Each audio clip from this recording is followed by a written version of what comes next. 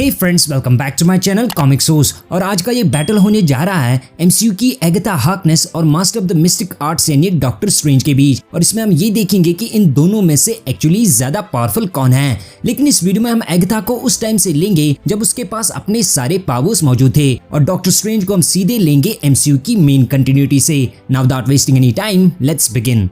पहले हम बात करते हैं एमसीयू की एगाथा हार्कनेस की। तो एगाथा हार्कनेस सेलम मैसाचुसेट्स की एक विच होती है जिसपे कि विच ट्रायल्स के दौरान उसके अपने ही कवन ने डार्क मैजिक प्रैक्टिस करने का इल्जाम लगाया था। और जब उसके कवन की बाकी विच ने एगाथा को मारने की कोशिश करी तो उसने उन सबके पावर्स को एब्जॉर्ब करके उन्हें ही मार डाला। देन फिर कुछ टाइम के बाद ही उसका एक बेटा हुआ जिसका नाम था निकोलस स्क्रैच, जो कि पैदा होने के टाइम से ही बहुत ही ज्यादा कमजोर और बीमार रहा। तो निकोलस के साथ मिलके एगाथा ने विच रोड की एक कहानी बनाई जिसका झांसा देके वो बाकी विच से उनके पावर्स लेती थी, और निकोलस के मरने के बाद तो वो कई सेंचुरीज तक ऐसा ही करती रही। नाउ फिर talk about her powers and abilities. तो एक नेचुरल बॉर्न विच या मैजिक यूजर होने की वजह से एगाथा एक्चुअली कई सारे तरीकों से मैजिक को मैनिपुलेट कर सकती है, जिससे कि वो पावरफुल स्पेल्स कास्ट करने से लेके मैनिपुलेट कर सकती है मैटर तक को। उसके अलावा कई सेंचुरीज तक बहुत सारी विचेस की पावर्स को एब्जॉर्ब करने की वजह से वो वांडा के बाद इजीली सबसे पावरफुल विच बन जाती है एमसीयू की। इतना ही नहीं बल्कि एगाथा अपनी डार्क और मिस्टिकल एनर्जी से एक तो काफी सारे टेंजिबल कंस्ट्रक्ट्स क्रिएट कर सकती है, जैसे कि उसने वांडा को रिस्ट्रेन करने के लिए मैजिकल बाइंड्स क्रिएट किए, और बिली और टॉमी को रोकने के लिए उसने क्रिएट किए थे मैजिकल स्ट्रिंग्स भी। इन एडिशन टू दैट तो एगाथा बेसिकली अपने हाथों से पर्पल कलर के मिस्टिकल बोल्ट्स और पावरफुल ब्लास्ट तक प्रोजेक्ट कर सकती है, जो कि एक्चुअली बहुत ही ज्यादा डिस्ट्रक्टिव होते हैं। But if we talk about some of her other abilities, तो एक पावरफुल विच होने की वजह से एगाथा के पास काफी सारे मैजिकल पावर्स और एबिलिटीज होती हैं, जिनमें शामिल है spell casting, energy projection, levitation, dark magic, necromancy, conjuration, transmutation, telekinesis और टेलीपोर्टेशन जैसी एबिलिटीज भी। और उसके अलावा तो वो अपने मैजिक से बाकियों के पावर्स को एब्जॉर्ब तक कर सकती है, जिससे कि एगाथा को मिल जाते हैं अपने विक्टिम्स के पावर्स और एबिलिटीज, और वो उनके मैजिक और लाइफ फोर्स को पूरी तरह साइफन करके उन्हें मार भी सकती है। यही नहीं बल्कि एगाथा की पावर एब्जॉर्प्शन एबिलिटी इतनी ज्यादा खतरनाक होती है कि वो एक्चुअली वांडा के एनर्जी बोल्ट से उसके केओस मैजिक तक को एब्जॉर्ब कर पाई थी, और फिर तो वो उसे वांडा के अगेंस्ट यूज भी कर पाई।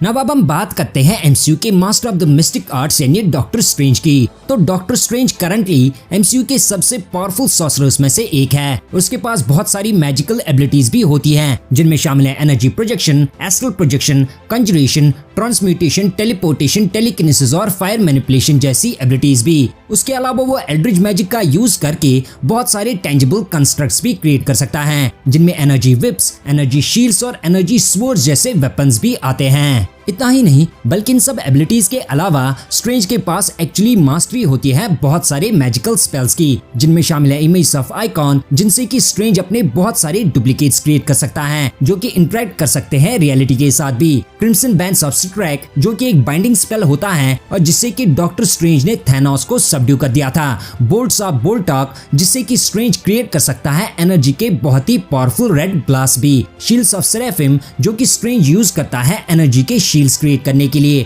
Winds of Watoomb, transmutation spell, teleportation spell, conjuration spell और कुछ लोकेटर स्पेल्स भी। उसके अलावा उसने नो वे होम में रून्स ऑफ कॉफकॉल स्पेल का यूज करके सबके माइंड से पीटर पार्कर की मेमोरीज को ही इरेज कर दिया था, और इस स्पेल के इफेक्ट्स तो हमें मल्टीवर्सल लेवल पे भी देखने को मिले। अगर फीट्स की बात की जाए तो डॉक्टर स्ट्रेंज पहली बार में ही टाइम स्टोन को एक्चुअली सेफली यूज कर पाया था, और फिर उस टाइम स्टोन की हेल्प से और अपने विट्स की वजह से स्ट्रेंज ने डोरमामू तक को एक टाइम लूप में ट्रैप करके उसे अर्थ छोड़ने के लिए मजबूर कर दिया। उसके अलावा डॉक्टर स्ट्रेंज अपनी मैजिकल एबिलिटीज की वजह से थैनोस की स्ट्रेंथ को मैच करने से लेके वो उसे एक अच्छी खासी टक्कर भी दे पाया, और उस टाइम तो थैनोस के पास 4 इन्फिनिटी स्टोन्स भी थे। रही बात doctor strange in the multiverse of madness की, तो उस मूवी में हमने ये भी देखा कि डॉक्टर स्ट्रेंज ने अपनी मैजिकल एबिलिटीज को और भी ज्यादा इंक्रीज किया है, और स्ट्रेंज को उस मूवी में एक अच्छा खासा पावर बूस्ट भी मिला। उस मूवी में हमने उसे एक तो कुछ मैजिकल बींग्स को भी समन करते हुए देखा, जिनमें शामिल थे कुछ स्नेक्स जैसे क्रीचर्स और जायंट कैटहेड्स भी। उसके अलावा गार्गेंटो से फाइट करने के टाइम तो डॉक्टर स्ट्रेंज ने पर्पल कलर के 2 बड़े से हाथ भी क्रिएट किए, जो कि इतने ज्यादा स्ट्रॉन्ग थे कि वो उनसे एक स्ट्रीट लाइट तक को ग्राउंड से आसानी से उखाड़ पाया था। इतना ही नहीं बल्कि वांडा से फाइट करने के टाइम तो स्ट्रेंज ने एक नए स्पेल का भी यूज किया जिसका नाम है 7 सन्स ऑफ कैनिबस, और उस स्पेल से स्ट्रेंज ने एनर्जी की कंसंट्रेटेड बीम क्रिएट की जो कि बुक ऑफ विशांति तक को डिस्ट्रॉय करने जितनी पावरफुल थी। अब हम आते हैं इन दोनों कैरेक्टर्स के कंपैरिजन पे, और पहले अगर स्ट्रेंज की बात की जाए तो डॉक्टर स्ट्रेंज एमसीयू का एक एक्सट्रीमली वर्सटाइल और सबसे ज्यादा इंजीनियस सॉर्सरर होता है, लेकिन वो एक नेचुरल बॉर्न विच या मैजिक यूजर नहीं होता और उसे अपने स्पेल्स को कंजर करने के लिए ज्यादातर जरूरत पड़ती है कुछ हैंड जेस्चर्स की। But if we talk about Agatha Harkness तो वांडा की तरह एगाथा भी बेसिकली एक नेचुरल बॉर्न विच होती है और वो एक्चुअली वांडा से भी बहुत ज्यादा ओल्ड और एक्सपीरियंस होती है। सो एक नेचुरल बॉर्न विच होने की वजह से एगाथा के पास वांडा की तरह एबिलिटी होती है मैजिक को इम्पल्सिवली यूज करने की, जिससे कि वो डिस्ट्रक्टिव मैजिकल ब्लास्ट क्रिएट करने से लेके पावरफुल मैजिकल अटैक्स को एब्जॉर्ब और रीडायरेक्ट कर सकती है। लेकिन वही अगर कॉम्बैट एक्सपीरियंस की बात की जाए तो जहां एगाथा कई सौ सालों तक बहुत सारी विचेस की सिर्फ पावर्स को एब्जॉर्ब करती रही, लेकिन उसने इन सालों में कुछ भी खास बैटल्स फेस नहीं किए, तो वही डॉक्टर स्ट्रेंज अपनी इंटेलिजेंस और टैक्टिकल इंसाइट की वजह से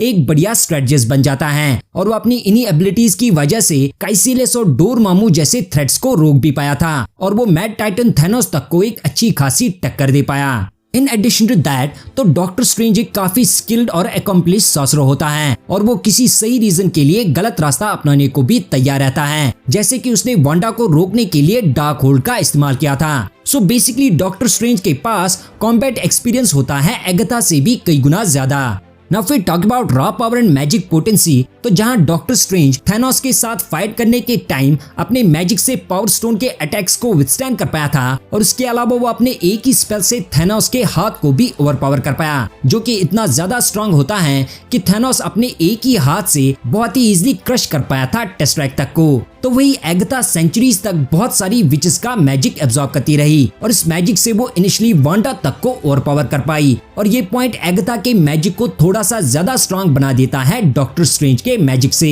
लेकिन अगर इंटेलिजेंस और फीट्स की बात की जाए तो जहां एगाथा एक हफ्ते तक वेस्ट व्यू एनॉमली के इवेंट्स को मैनिपुलेट कर पाई थी, इवन माइन्यूट डिटेल से लेके सिटकॉम के प्लॉट्स तक को, और इसके अलावा वो वांडा को ट्रैप और उसे इनिशियली डिफीट भी कर पाई थी, तो वही डॉक्टर स्ट्रेंज अपनी इंटेलिजेंस और अपनी फोटोग्राफिक मेमोरी से एक तो काइसिलेस जैसे पावरफुल एनिमी को रोक पाया था और उसने अपनी आउटसाइड द बॉक्स थिंकिंग और टाइम स्टोन का यूज करके डोरमामू जैसे पावरफुल बीइंग को एक टाइम लूप में ट्रैप करके उसे अर्थ छोड़ने पर मजबूर कर दिया। यही नहीं बल्कि सबके अलावा डॉक्टर स्ट्रेंज अपने टैक्टिक्स से एक तो थैनोस के साथ टो टू टो फाइट कर पाया था और उसके अलावा थैनोस को कंप्लीटली डिफीट करने में भी उसका एक इम्पोर्टेंट रोल रहा। इतना ही नहीं बल्कि मल्टीवर्स ऑफ मैडनेस में तो डॉक्टर स्ट्रेंज ने कुछ नई मैजिकल एबिलिटीज का भी यूज किया और मैजिकल एबिलिटीज से तो वो एक्चुअली सिनिस्टर स्ट्रेंज तक को हरा पाया, और सिनिस्टर स्ट्रेंज के पास उस टाइम डार्क होल्ड भी थी, बट फिर भी डॉक्टर स्ट्रेंज उसकी मैजिकल एबिलिटीज को आराम से मैच कर पाया और वो उसे ओवरपावर करके बहुत ही इजीली डिफीट भी कर पाया। सो ये सब चीजें डॉक्टर स्ट्रेंज को इंटेलिजेंस और फीट्स में कई गुना ज्यादा आगे रखता है एगाथा हार्कनेस से। However credit wire credit is due, तो एगाथा के पास दो ऐसी पावरफुल एबिलिटीज होती हैं जो कि उसे एक अच्छा खासा एडवांटेज देती है डॉक्टर स्ट्रेंज पे, और वो दो एबिलिटीज हैं मेंटल मैनिपुलेशन और उसकी पावर एब्जॉर्प्शन वाली ability. So about her mental manipulation, तो एगाथा अपने मैजिक से लोगों को हिप्नोटाइज और उनके माइंड्स को पूरी तरह कंट्रोल कर सकती है, लेकिन जैसा कि हमने मल्टीवर्स ऑफ मैडनेस में देखा कि डॉक्टर स्ट्रेंज ज्यादा पावरफुल टेलीपैथ यानी स्कारलेट विच के अगेंस्ट भी खुद को डिफेंड कर पाया था और वो अपने साइकिक शील्ड से खुद के माइंड को फोर्टिफाई करके स्कारलेट विच की टेलीपैथी तक को रेजिस्ट कर पाया। So it means that doctor strange के लिए एगाथा के माइंड कंट्रोल से खुद को डिफेंड कर पाना बहुत ही ज्यादा आसान होगा। बट अगर उसकी पावर एब्जॉर्प्शन वाली एबिलिटी की बात की जाए तो जैसा कि मैंने पहले ही कहा कि एगाथा अपनी पावर एब्जॉर्प्शन वाली एबिलिटी से बाकी विच या मैजिक यूजर्स के पावर्स और उनकी लाइफ फोर्स को साइफन करके उन्हें मार सकती है, लेकिन उसकी इस एबिलिटी के भी कुछ स्पेसिफिक कंडीशंस होते हैं। एक कंडीशन तो ये है कि एगाथा तब तक किसी भी इंसान के पावर्स को एब्जॉर्ब नहीं कर सकती जब तक कि वो इंसान उस पे अपने मैजिक से अटैक ना करे, और उसके अलावा एगाथा एक्चुअली सिर्फ नेचुरल बॉर्न विच या नेचुरल बॉर्न मैजिक यूजर्स के पावर्स को ही एब्जॉर्ब कर सकती है, और डॉक्टर स्ट्रेंज एक नेचुरल बॉर्न मैजिक यूजर नहीं होता। तो जैसे कि स्कारलेट विच एगाथा के पावर्स को इसीलिए साइफन कर पाई थी क्योंकि एगाथा एक नेचुरल बॉर्न विच होती है, लेकिन उसने इस एबिलिटी का इस्तेमाल डॉक्टर स्ट्रेंज पे नहीं किया क्योंकि डॉक्टर स्ट्रेंज एक नेचुरल बॉर्न मैजिक यूजर नहीं होता जिसके पावर्स को साइफन किया जाए। बट वही डॉक्टर स्ट्रेंज मिस्टिक आर्ट्स की वजह से प्योर मैजिक या किसी भी नेचुरल बॉर्न मैजिक यूजर के पावर्स को बहुत ही इजीली एब्जॉर्ब कर सकता है, जिसमें कि शामिल होता है एगाथा हार्कनेस का मैजिक भी। इतना ही नहीं बल्कि एगाथा ने तो वांडा से ये तक कहा था कि स्कारलेट विच सॉर्सरर सुप्रीम से भी ज्यादा पावरफुल होती है, विच इम्प्लाइज दैट कि एगाथा को पता है कि वो खुद भी एक सॉर्सरर सुप्रीम जितनी पावरफुल नहीं है। And strange being the former sorcerer supreme and Wong being the current sorcerer supreme, तो हम सबको पता है कि डॉक्टर स्ट्रेंज कई गुना ज्यादा पावरफुल होता है वोंग से। उसके अलावा एक फॉर्मर सॉर्सरर सुप्रीम होने की वजह से डॉक्टर स्ट्रेंज एगाथा से भी कई गुना ज्यादा पावरफुल बन जाता है। सो इन माई ओपिनियन इन दोनों के पहले एनकाउंटर में एगाथा शायद डॉक्टर स्ट्रेंज को हरा भी सकती है अगर स्ट्रेंज के पास प्रेप टाइम नहीं होगा,